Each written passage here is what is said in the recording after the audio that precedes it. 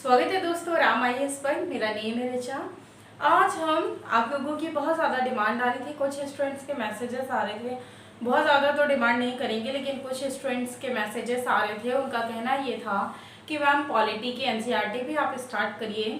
तो आज से हम क्लास 6 की एनसीईआरटी स्टार्ट कर रहे हैं। पॉलिटी की क्लास 6 की एनसीईआरटी हमारी हिस्ट्री की ऑलरेडी कंप्लीट हो चुकी है एंड 7th की चल रही है कंटिन्यू, तो 6th की भी यहाँ से स्टार्ट कर लेते हैं। ये भी लेक्चर जो है वो आपको डेली वाइज मिलते जाएंगे। कभी कभी हाँ 1-2 दिन का जो होता है वो गैप हो जाता है, तो कोई प्रॉब्लम वाली बात नहीं है। हमारा जो पहला चैप्टर 1 है विविधता की समझ। आखिर ये चैप्टर कहना क्या चाहता है? विविधता क्या है? अगर हम इंडिया की ही बात करें तो ये इंडिया जो है एक विविधताओं का देश है।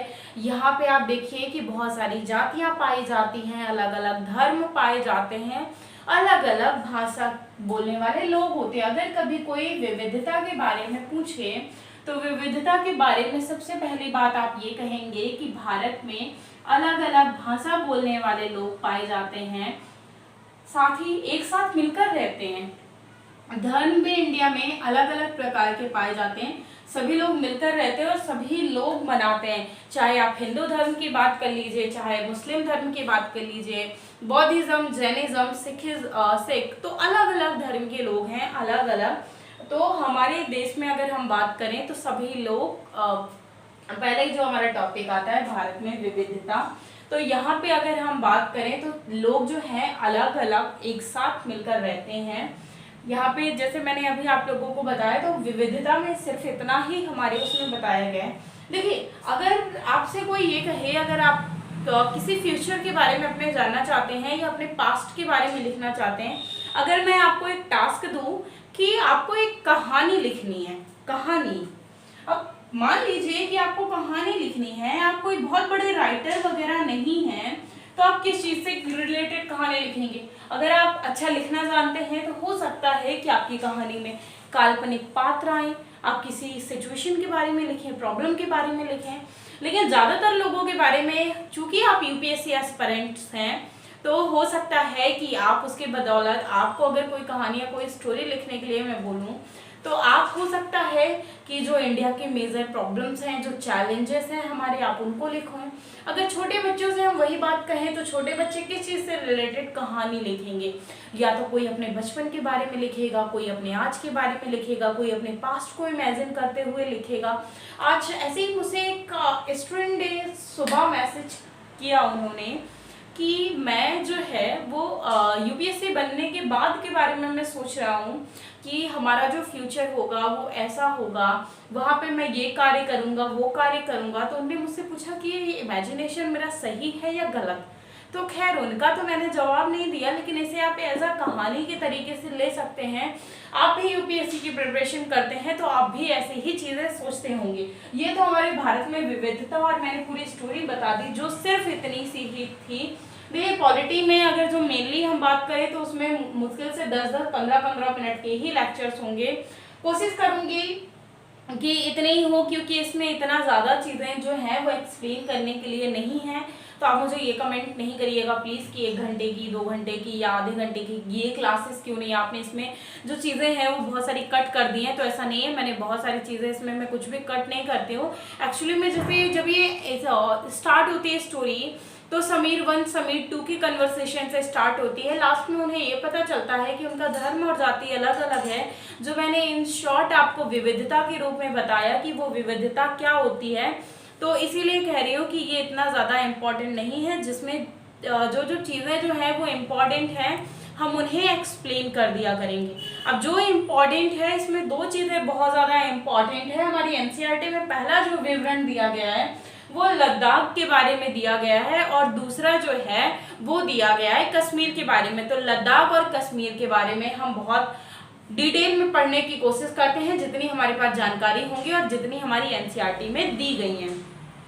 तो चलिए, लद्दाख के बारे में, लद्दाख जो है वो आपको इसकी लोकेशन तो ऑलरेडी पता होगी कि जम्मू कश्मीर के पूर्वी हिस्से में जो पहाड़ी इलाका, यानी रेगिस्तान वाला जो पहाड़ी इलाका है, वहाँ पे लद्दाख जो है पड़ता है। आप इसे मैप में भी देख सकते हैं, ये मैप वर्क आपका कार्य है कि आप इसे देखिए आपके एनसीईआरटी में नहीं बोला गया है, लेकिन आप ये जो एनसीईआरटी के साथ साथ आप अपने जीएस की भी प्रिपरेशन करते जाएंगे। अब जैसे आप देखें, आप अगर मैप में ये देखें कि लद्दाख कहाँ पर है, उसे आपने मैप में देख लिया, उसके आसपास के आपने स्टेट्स देखे कि अच्छा ये पड़ रहा है, ये यहाँ से बाउंड्री शेयर कर रहा है। जब आप बाउंड्रीज के बारे में देख लेंगे तो आपके वो इंटरनल सिक्योरिटी का सब्जेक्ट हो जाएगा। आप यहाँ की लोकेशन वगैरह देखेंगे, उसके अलावा यहाँ की क्या क्लाइमेटिक कंडीशंस हैं वो आप उसका वो देख लेंगे, ज्योग्राफी का पार्ट देख लेंगे, यहाँ पे क्या मेजर प्रॉब्लम्स हैं जम्मू एंड कश्मीर में रिलेटेड क्या क्या चीजें की गई हैं, तो आपका पॉलिटी कवर हो जाएगा। तो इस टाइप से एनसीईआरटी आपको कोशिश करिए कि पढ़ने की कोशिश करिए। अगर आप इस टाइप से करते हैं तो बहुत ही अच्छी बात है। फ्यूचर में जब आप धीरे धीरे प्रिपरेशन करते जाएंगे तो आपके लिए बहुत ज्यादा हैंडी हो जाएंगी चीजें। तो लद्दाख के लोग जो हैं वो भेड़ पालते हैं। अब यहाँ पे एक स्पेशल प्रकार की भेड़ पालते हैं। भेड़ जो है वो अलग अलग प्रकार की इसलिए मैं कह रही हूँ क्योंकि यहाँ पे जो भेड़ पाली जाती है उस भेड़ का जो ऊन निकलता है उससे बनाई जाती है पश्मीना शॉल। और अगर आप पश्मीना शॉल की बात करें, जो आप रियल पश्मीना शॉल अगर परचेस करेंगे तो वो अप्रॉक्स 2.5 लाख 3 लाख या 5-5 लाख से जो है वो स्टार्टिंग ही होती है पश्मीना शॉल की। तो पश्मीना शॉल जो है ये काफी महंगा मिलता है और ये किससे, ये जो लद्दाख में लोग जो भेड़ पालते हैं उससे निकलता है। उसके अलावा अगर हम फूड की बात करें कि लद्दाख के लोग जो है वो क्या क्या खाते हैं, तो जितने भी दूध से बने हुए पदार्थ हैं, यहाँ के लोग दूध से बने हुए पदार्थों को खाते हैं, साथ ही में मक्खन खाते हैं, मक्खन और चीज और मांस। तो अगर हम चीज की बात करें तो चीज से एक खास प्रकार का छेना बनाया जाता है, तो यहाँ के लोग वो छेना भी खाते हैं। और सबसे बड़ी बात है बौद्ध धर्म। बौद्ध धर्म अगर हम देखें कि तिब्बत में कैसे पहुंचा, तो बौद्ध धर्म का जो प्रचार प्रसार है वो लद्दाख के रास्ते से ही तिब्बत पहुंचा था। अब यहाँ पे जैसे ये रेगिस्तानी इलाका हुआ करता था, तो ऐसा नहीं है कि यहाँ से व्यापार नहीं किया जाता था। व्यापार जो है वो भी अच्छी खासी मात्रा में यहाँ से किया जाता था। तो जब व्यापारी लोग आए वो यहाँ की संस्कृति से परिचित हुए और भी चीजों से परिचित हुए, तो वो उन्होंने क्या किया कि ये जो बौद्ध धर्म था, तो बौद्ध धर्म की बहुत सारी चीजें अपने साथ लेकर गए, बौद्ध ग्रंथ। उसके अलावा लोग वहाँ पे जैसे जैसे धीरे धीरे बढ़ने लगे। तो अगर हम ये कहें इन शॉर्ट कि बौद्ध धर्म का जो प्रचार प्रसार तिब्बत में हुआ वो लद्दाख के रास्ते से हुआ। साथ ही में और धर्मों की अगर बात करें हम, तो लगभग 400 साल पहले ऐसा माना जाता है कि मुस्लिम जो है वो लद्दाख में आए थे। और अगर आज आप पॉपुलेशन वाइज देखते हैं तो लद्दाख में जो आपको पॉपुलेशन मिलेगी वो हिंदुओं की पॉपुलेशन आपको ज्यादा मिलेगी। साथ ही में यहीं से बौद्ध धर्म का जब प्रचार प्रसार हुआ, तो यहाँ पे अगर हम उसकी बात करें तो धर्म जो है वो बहुत ज्यादा है ही। उसके अलावा तिब्बत का एक ग्रंथ है केसर सागा, तो केसर सागा भी जो है वो बहुत ज्यादा फेमस है यहाँ पे, तो काफी इम्पोर्टेंट है। तो ये चीज आपको याद रखनी है कि केसर सागा जो है ये एक तिब्बती ग्रंथ है और काफी ज्यादा फेमस है। उसके बाद आ जाते हैं हम नेक्स्ट जो है हमारा वो है केरल, और हमारी एनसीईआरटी का लास्ट टॉपिक है। लास्ट सेकंड जो है वो लद्दाख है। उसके बाद पूरे चैप्टर में विविधताएं बताई गई हैं कि हमारा देश किस किस प्रकार से अलग है, कौन कौन सी सिचुएशन जो है वो अलग है, कौन सी यहाँ पे लोकेशंस हैं जो डिफरेंट बनाती हैं हमें दूसरे देशों से। इंडिया में ही नहीं, इंडिया में तो बहुत सारी चीजें अलग अलग पाई जाती हैं, लेकिन फिर भी ये कहा जाता है कि हमारे देश में इतनी ज्यादा विविधताएं होने के बावजूद भी हम एक साथ रहते हैं। अब हम केरल की बात कर लेते हैं। तो केरल के मसालों की अगर आप बात करें तो मसाले आप जैसे देखते हैं इलायची वगैरह, काली मिर्च, इन मसालों की अगर आप बात करें तो हमारे इंडिया में ही देख लीजिए कितने ज्यादा महंगे। तो मसालों के लिए जो सबसे ज्यादा फेमस है वो है हमारा केरल। केरल नारियल के लिए भी बहुत ज्यादा फेमस है, यहाँ पे नारियल भी काफी मात्रा में होते हैं।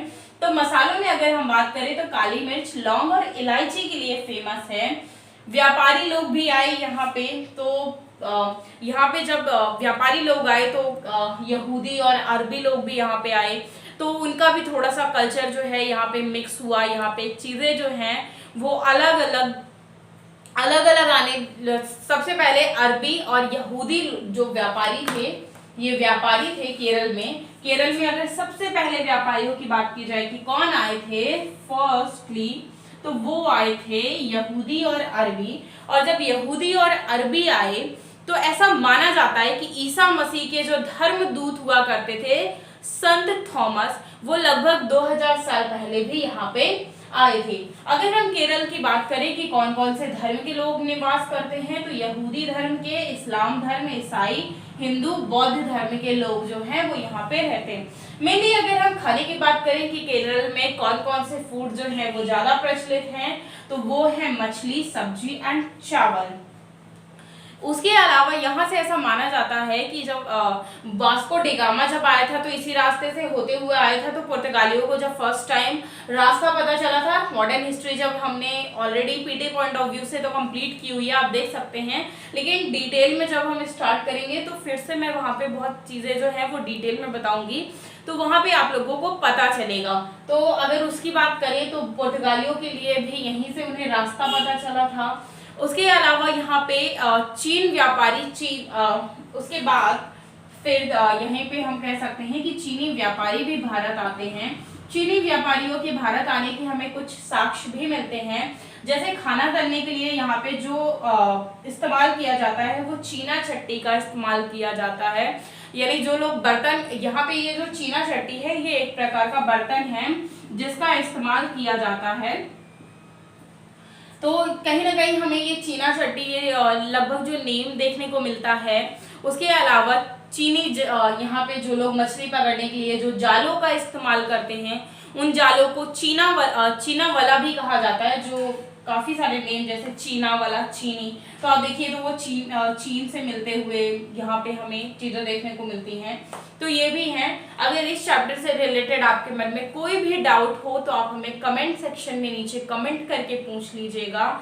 और मिलते हैं हम आपसे नेक्स्ट चैप्टर में। इसके चैप्टर 2 के साथ मिलेंगे, साथ ही में हिस्ट्री के एनसीईआरटी के चैप्टर के साथ भी मिलेंगे। ऐसा नहीं है कि वो जो है वो बीच में ही रोक दी गई हैं, उन्हें भी हम अपडेट्स करते रहेंगे। और एक बात और कि आप लोग जो सब्सक्राइब करते हैं तो उसके बाद आप लोग एक ही रात में या 2 दिन में ही अनसब्सक्राइब भी कर देते हैं।